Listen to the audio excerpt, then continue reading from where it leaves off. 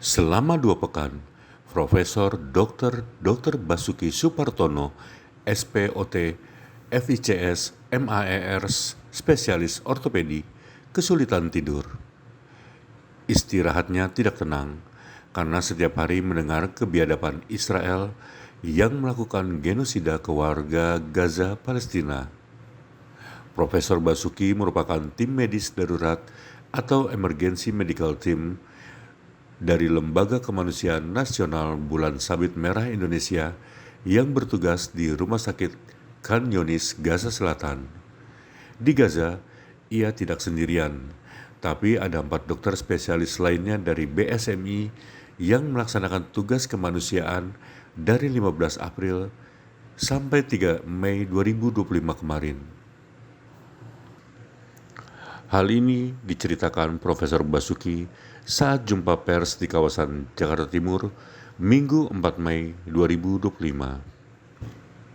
Saya Basuki Supartono, Dr. Modi, Penduduk Indo, terpilih dan dengan Allah untuk bekerja di Gaza. Saya sangat bersyukur karena prosesnya sudah 61 tahun. Singkat kita mendaftar ke WHO, kemudian saya sudah sampai ke sana, akhirnya ditolak, tidak bisa masuk, kemudian saya pulang lagi. Masuk kami shock, nggak ada bangunan yang utuh. Kalaupun ada yang utuh itu pasti rusak, kena tembakan, punya bekas-bekas bom. Jadi kami sangat shock, karena baru lewat Israel ya. Israel itu kan kayak Jakarta ya, tinggi, hijau gitu ya. Kita masuk ke perbatasan, kami shock. Semua tanah coklat, rata. Kalau ada rumah yang dia udah mentang-mentang dan lubang. Nah, ketika masuk perbatasan itu daerah perang. Kalau Bapak Ibu sekalian katakan itu daerah perang. Dan bisa semua orang masuk situ, kecuali atas izin Israel. Kami bisa masuk karena tenaga medis. Tenaga medis yang EMT, apa itu EMT? Emergency Medical Team. Jadi dokter spesialis yang memang dibutuhkan dalam kondisi perang. Rumah sakit komunis itu adalah rumah sakit yang masih well function di daerah selatan. Jadi Gaza itu dibagi 3, selatan, tengah, dan utara. Yang paling parah di utara. Jadi rumah sakit Indonesia di utara itu juga sudah parah, tinggal 5% kapasitas produksinya. Juga rumah sakit Sifa Hospital di Gaza sini juga sama. Yang masih mending berfungsi itu Khan Yunis di selatan. Nah, Khan Yunis itu berbatasan dengan Rafah. Rafah itu sekarang sudah kosong, sudah nggak ada bangunan.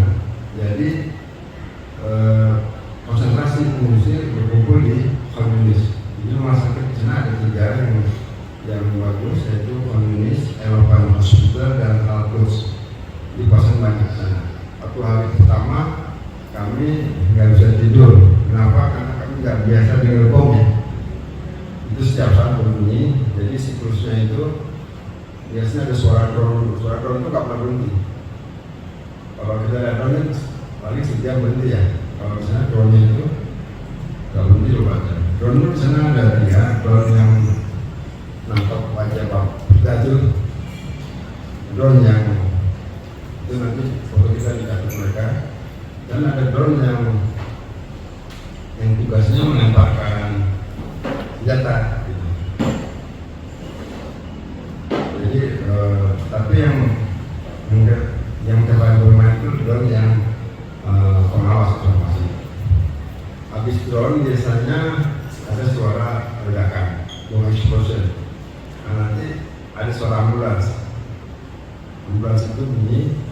Nanti kita lihat dari atas gedung. Kami tinggalnya di rumah sakit di kamar setelah dokter. Berkumpul di situ. Nanti kita lihat nih, ambulans kemana nih? Ke kamar jenazah berarti sudah syahid, atau ke IGD. Jadi IGD-nya itu kalau lagi ramai bisa sampai 1000 pasien. Jadi sebenarnya mereka sangat terlatih, well trained. Jadi apa tugas kami di sana? Pertama, supporting system. Kita mensupport secara medis kebutuhan mereka dan support secara psikologis. Karena mereka sangat lelah. Mereka itu dokter-dokter spesialis yang ternama yang bonus itu sekarang tinggalnya di tenda. Saya menambahkan sedikit. Jadi selama